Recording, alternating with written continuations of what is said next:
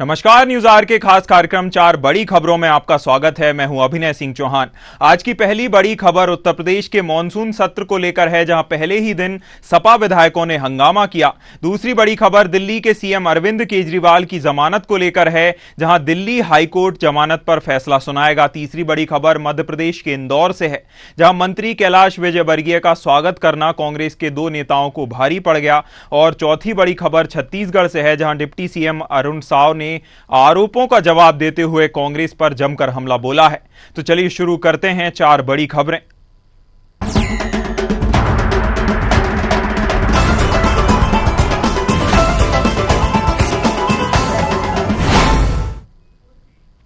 उत्तर प्रदेश विधानसभा के मॉनसून सत्र के पहले दिन सत्र शुरू होने से पहले 10 मिनट बाद ही विधायकों ने हंगामा किया, जहां विधायक तख्तियां लेकर वेल तक पहुंच गए। किसी तरह विधानसभा अध्यक्ष सतीश महाना ने उन्हें शांत कराया।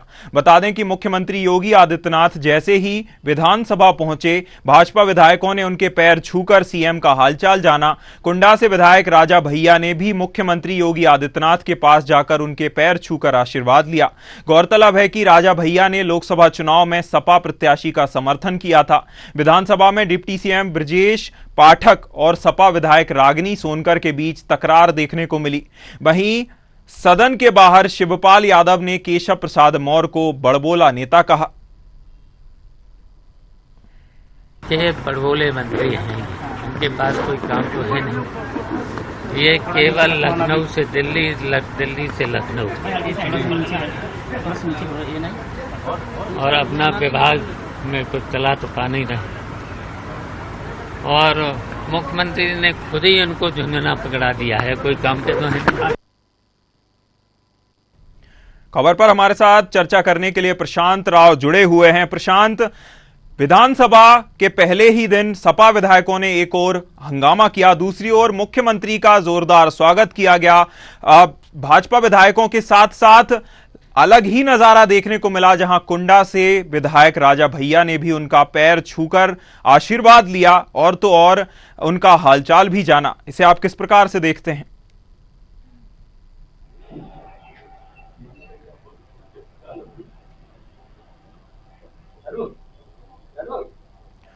प्रशांत, मेरा आपसे फिर से वही सवाल रहेगा, लगता है आप मेरी आवाज नहीं सुन पा रहे हैं।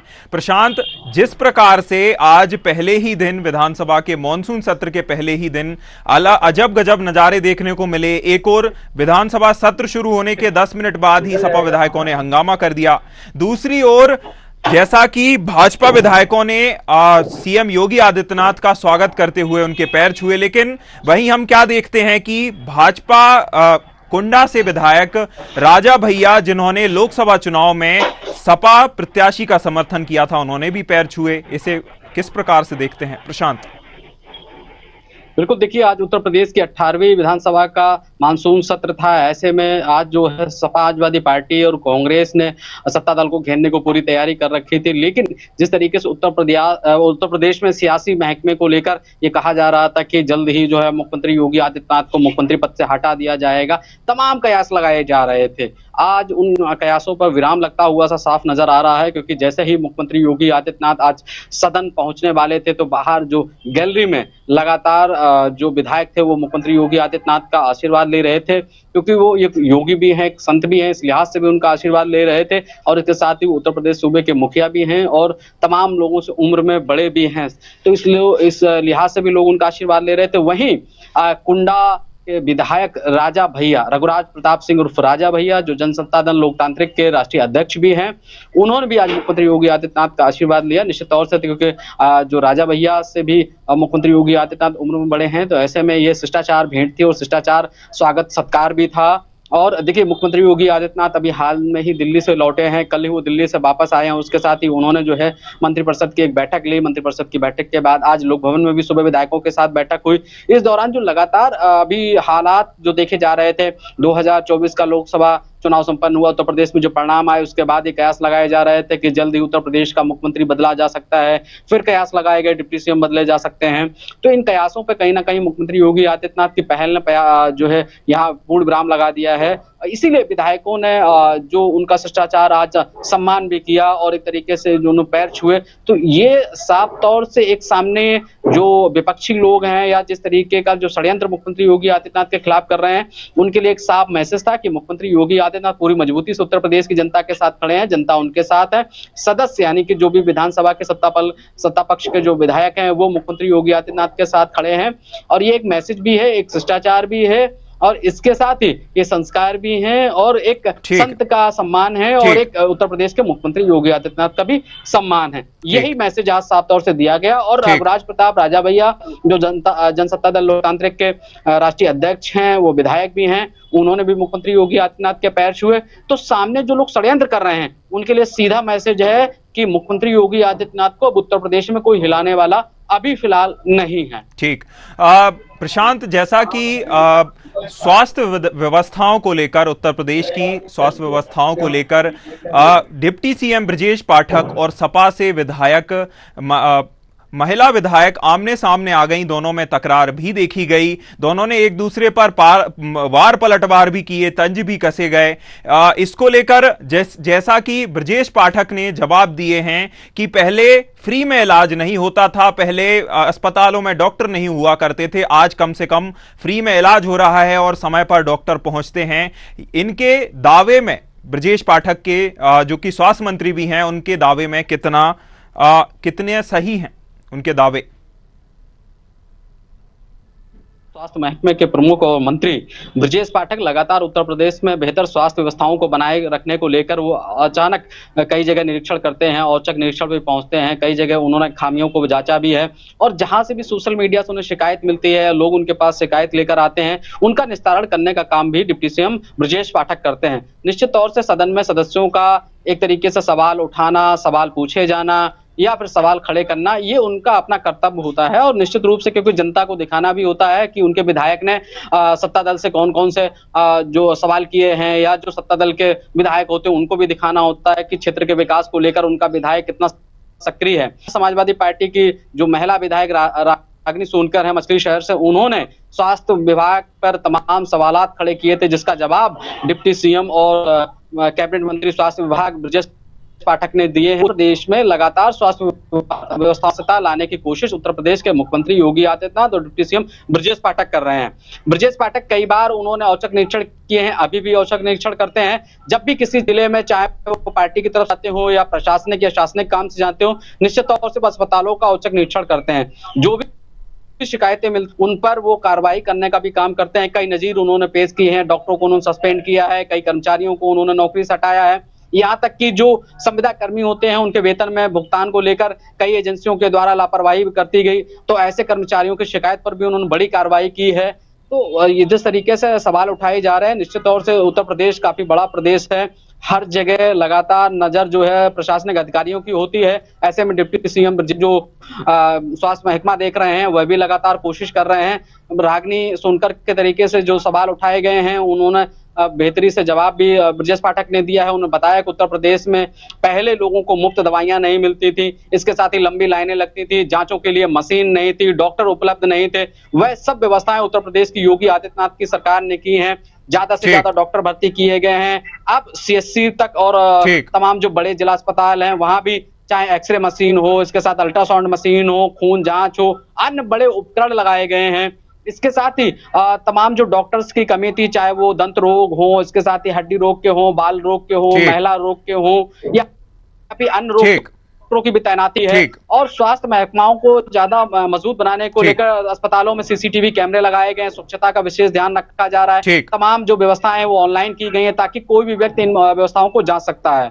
जी प्रशांत, पहले ही दिन यह तो प्रतीत हो गया हंगामे को देखकर कि जो अनुपूरक बजट सरकार की ओर से आने वाला है वह इतना आसान नहीं होगा और हंगामे के बीच ही अनुपूरक बजट पेश होगा, वह लाया जाएगा।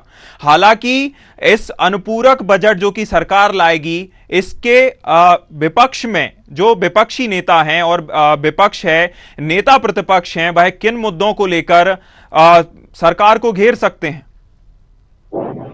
बिल्कुल, देखिए अनुपूरक बजट में जिस तरीके से बात की जा रही है कि कुंभ को लेकर यहाँ पर बजट पेश दिया जाएगा और भी तमाम कार्यों का बजट सरकार को पेश करा, उस पर ठीक। कहीं ना कहीं जो विपक्ष है वो समय का काम करेगा, क्योंकि पूर्व में जैसे कि बजट आय में से जो धन पूरा खर्च ना हो पाना और कई विभागों से धन वापस आ जाना है, तो ये मुद्दे बनते रहे हैं। निश्चित तौर से सरकार देखिए उत्तर प्रदेश के विकास को लेकर, यहाँ के जो लोग हैं, निवासी हैं, उनको लाभार्थी योजनाओं का लाभ पहुंचाने को लेकर और तमाम योजनाएं चल रही हैं, उनमें रिवाइज एस्टीमेट के आधार पर यहाँ धन आवंटन करना हो। इसके साथ ही कुंभ मेले का आयोजन उत्तर प्रदेश सरकार भव्य रूप से करना चाह रही है। इन तमाम बातों को लेकर यहाँ बजट पेश किया जाएगा, तमाम जो कार्य योजनाएं हैं उनको लेकर बजट दिया जाएगा। देखिए सत्ता दल घेरने की कोशिश तो जरूर करेगा, लेकिन सरकार ने इस बार पूरी तैयारी कर रखी है ताकि सत्ता के पास किसी भी तरीके से कोई हथियार मजबूत हाथ ना लगे। और जिस तरीके से आरक्षण का जो मुद्दा था या फिर पेपर लीक का जो मुद्दा था, उसको लेकर भी सरकार ने नजीर पेश की है। पेपर लीक को लेकर एक अध्यादेश जारी कर दिया है कि अगर कोई भी इस तरीके से इस मामलों में शामिल रहेगा तो उनके जो कार्यकलाप हैं उसको लेकर सारी जो उनकी संपत्ति होगी वो सरकार के अधीन हो जाएगी। इसके साथ ही बुलडोजर चलाने जैसी कार्रवाई होगी, करीब 1 करोड़ रुपए का उन पर जुर्माना लगाया जाएगा। ऐसी तमाम व्यवस्थाएं की गई हैं। निश्चित तौर से देखिए सरकार को घेरने की कोशिश विपक्ष हमेशा करता है सदन में, लेकिन इस बार जो योगी आदित्यनाथ की सरकार ने पूरी तैयारी कर रखी है, तो वही विपक्ष को घेरने को लेकर भी सरकार ने पूरी तैयारी कर रखी है। ये का जो नारा दिया है या फिर संविधान बचाओ का जो नारा दिया है, इस बार समाजवादी पार्टी को कहीं ना कहीं सदन में मुख्यमंत्री योगी आदित्यनाथ की तरफ से मात खाने को जरूर देखने को मिलेगा, क्योंकि जिस तरीके से सदन में बात पीडीए की उठेगी तो निश्चित तौर से पीड़ा जिस तरीके से समाजवादी पार्टी की पूर्व की सरकारों में यहाँ ध्वस्त किया गया, जो SC/ST का था वो यहाँ पर जो समाजवादी पार्टी की सरकार में खत्म किया गया। प्रमोशन में रिजर्वेशन की बात थी, ठीक है प्रशांत। पूर्व में समाजवादी पार्टी के मुख्यमंत्री मुलायम सिंह यादव और अखिलेश यादव दोनों ने यहाँ विरोध किया था। इस बात को भी कहीं ना कहीं भारतीय जनता पार्टी ने 2017 में यहाँ भुनाया, 2022 में यहाँ भुनाया और अब सदन में भी इसी बात को घेरने की कोशिश की जाएगी। बिल्कुल, विपक्ष तो हमलावर होगा ही, लेकिन सरकार भी तैयार है। बिल्कुल, बहुत धन्यवाद प्रशांत आपका हमारे साथ जुड़ने के लिए, हमारे साथ चर्चा करने के लिए।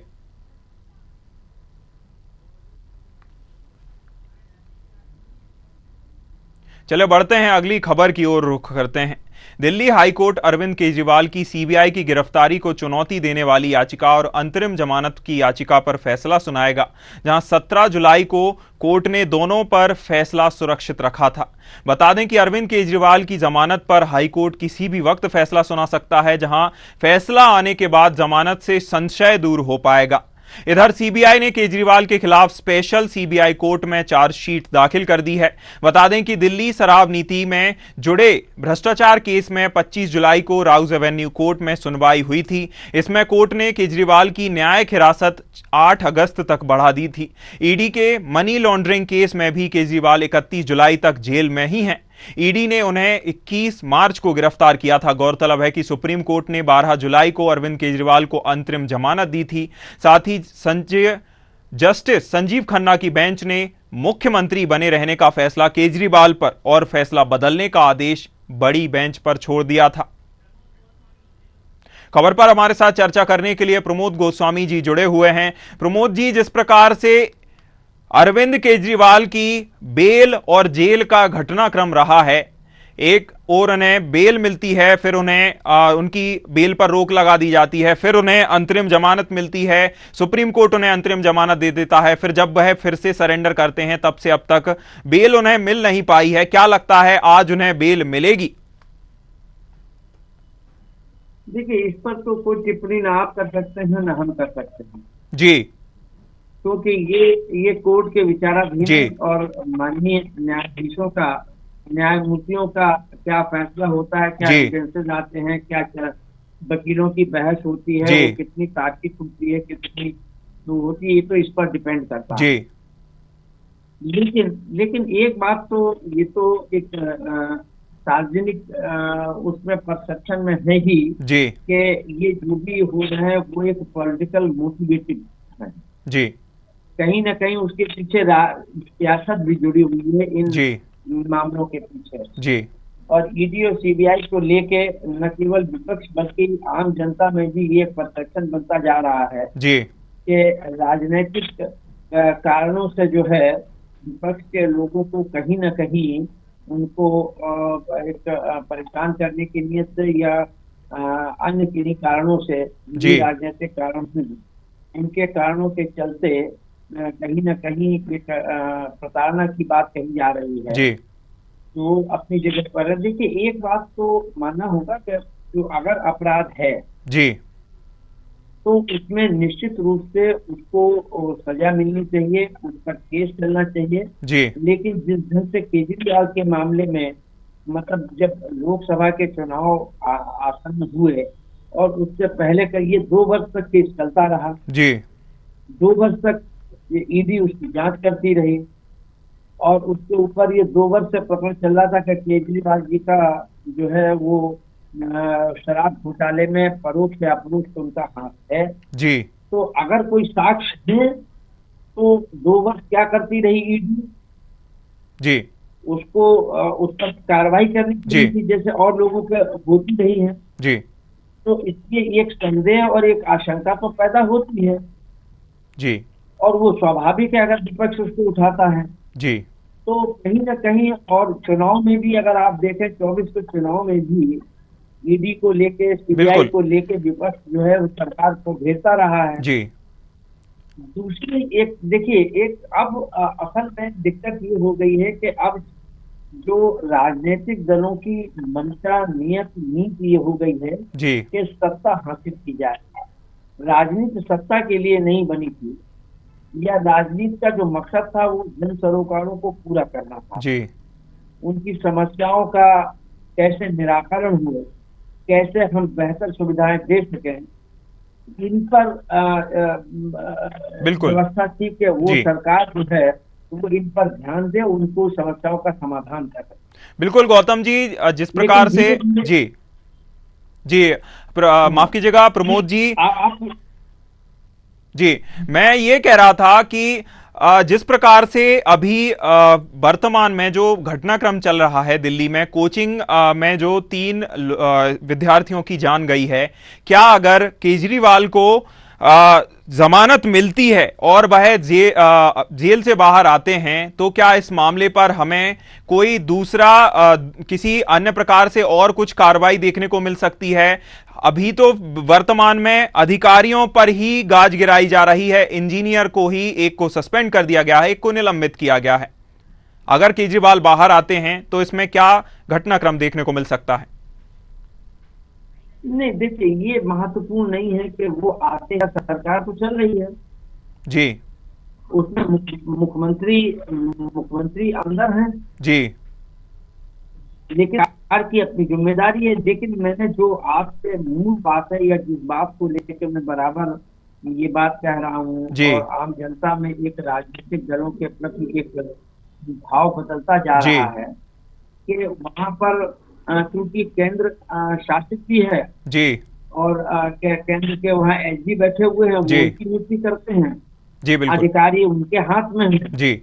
तो ऐसी स्थिति में जनता ही पिस रही है। मैंने जो बात आपसे कही जी कि राजनीति का जो मकसद है जनता की प्रॉब्लम्स को स्टार्ट आउट करना, उनको सॉल्व करना, अब वो मकसद नहीं रह गया है। अगर आप प्रमोद जी लंबे समय से जी बिल्कुल, जिस प्रकार से राजनीतिक खेल का कहीं ना कहीं खामियाजा लोगों को भुगतना पड़ रहा है, जन सरोकार के मुद्दों पर ध्यान नहीं है और राजनीति करने में लोग जुटे हुए हैं। हालांकि केजरीवाल को जमानत मिलती है या नहीं, यह न्यायमूर्ति और जस्टिस के कोर्ट के उन पर ही निर्भर करता है। हालांकि देखना होगा फैसला क्या निकल कर सामने आता है। बहुत धन्यवाद प्रमोद जी आपका हमारे साथ जुड़ने के लिए, हमारे साथ चर्चा करने के लिए।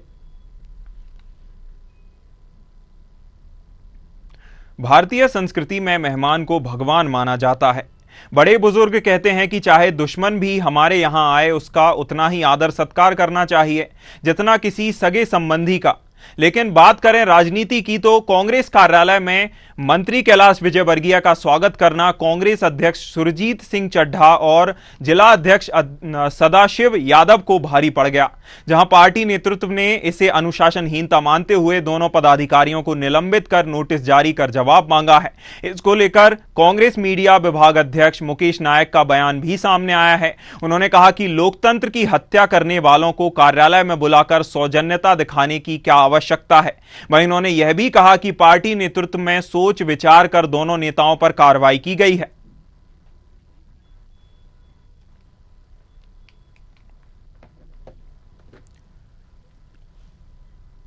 मध्य प्रदेश के इंदौर में स्वागत सत्कार करने पर 2 कांग्रेस नेताओं को निलंबित कर दिया गया, जहां उन्हें स्वागत सत्कार करना 2 कांग्रेस नेताओं को, जहां एक कांग्रेस के जिला अध्यक्ष थे, उन्हें निलंबित किया गया है।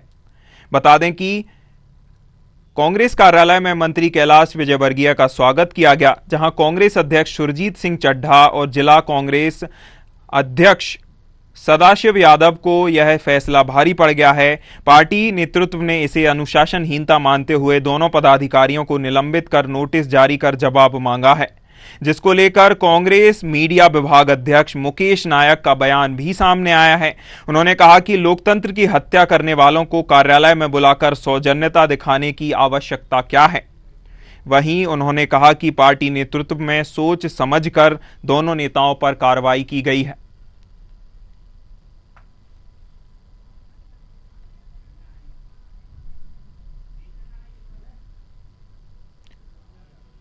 मध्य प्रदेश के इंदौर में कैलाश विजयवर्गीय का स्वागत करना 2 कांग्रेस नेताओं को भारी पड़ गया है, जहां कांग्रेस अध्यक्ष सुरजीत सिंह चड्ढा और जिलाध्यक्ष सदाशिव यादव को यह फैसला भारी पड़ गया, जहां पार्टी नेतृत्व ने इसे अनुशासनहीनता मानते हुए दोनों पदाधिकारियों को निलंबित कर नोटिस जारी कर जवाब मांगा है।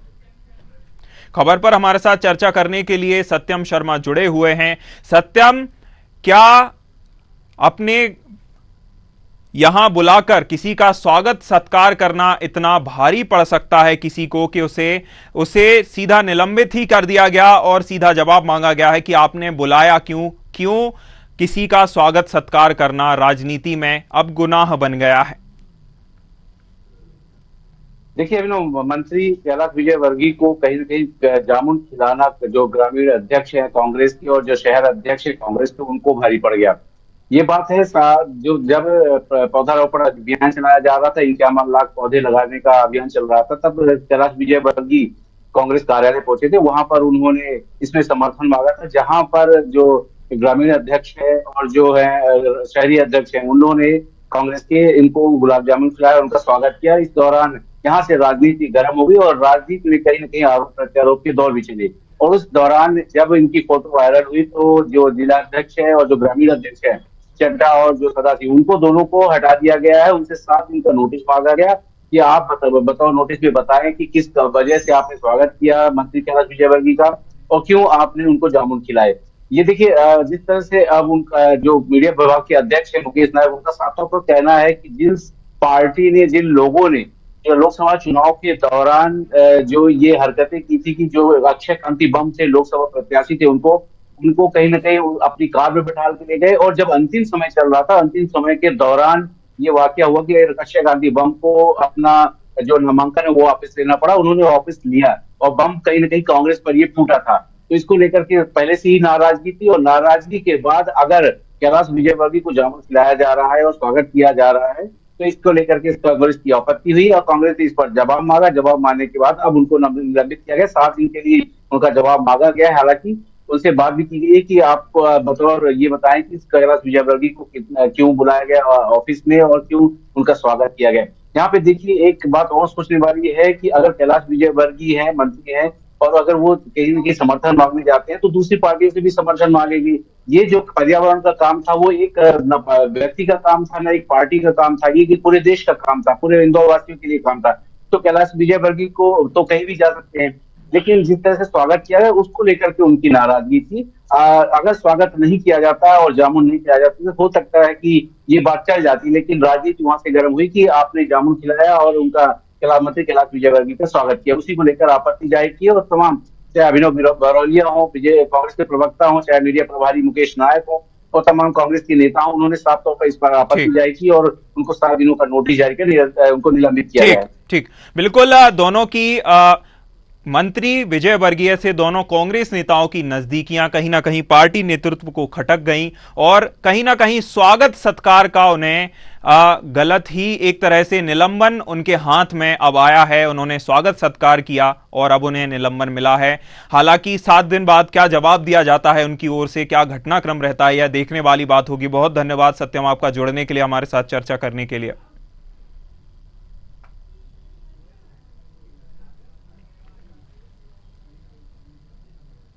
चले बढ़ते हैं, अगली खबर की ओर रुख करते हैं। छत्तीसगढ़ में कांग्रेस के लगाए जा रहे आरोपों को लेकर उप मुख्यमंत्री अरुण साव ने मुखरता से जवाब दिए, जहां उन्होंने कहा कि आरक्षण को लेकर कांग्रेस भ्रम फैला रही है। अपनी कमियों को समझने के बजाय कांग्रेस जनता को भ्रम में डालना चाहती है।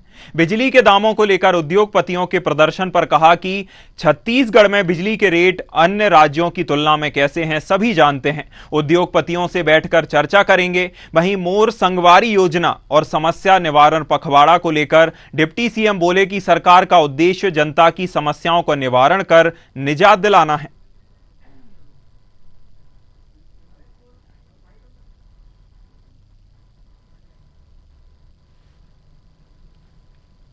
जिस कांग्रेस पार्टी ने 5 साल में छत्तीसगढ़ की दुर्दशा की, कांग्रेस को अंधकार के गर्त में ढकेला, कांग्रेस ने राज्य की व्यवस्थाएं ध्वस्त की, अराजकता पैदा किया। आज जब राज्य व्यवस्थित ढंग से आगे बढ़ रही है, कभी भी जनहित के जब काम होते हैं कांग्रेस को अच्छा नहीं लगता है। जब देश और प्रदेश आगे बढ़ता है, कांग्रेस पार्टी भ्रम फैलाकर और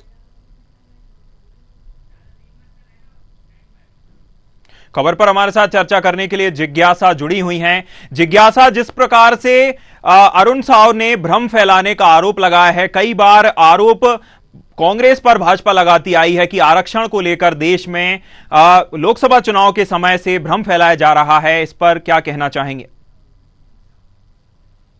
देखिए, जो कांग्रेस की ओर से आरक्षण को लेकर जो विधेयक पारित किया गया था जब उनकी सरकार थी, लेकिन उसके बाद जो अनुसुईया उस समय से राज्यपाल हुआ करती थी, और लेकिन उसके बाद जो बदल गए थे, राज्यपाल से बदल दिया गया था,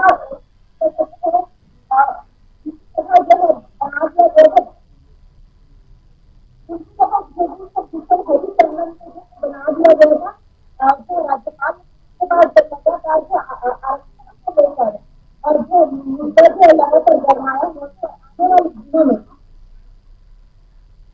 जी जी जी बिल्कुल। जिज्ञासा, एक और जहां कांग्रेस आरक्षण खत्म करने का आरोप लगाती है भाजपा पर, दूसरी ओर भाजपा भी कहीं ना कहीं कांग्रेस पर आरोप लगाती है कि वह भ्रम फैला रही है। बहुत धन्यवाद आपका हमारे साथ जुड़ने के लिए, जिज्ञासा, हमारे साथ चर्चा करने के लिए।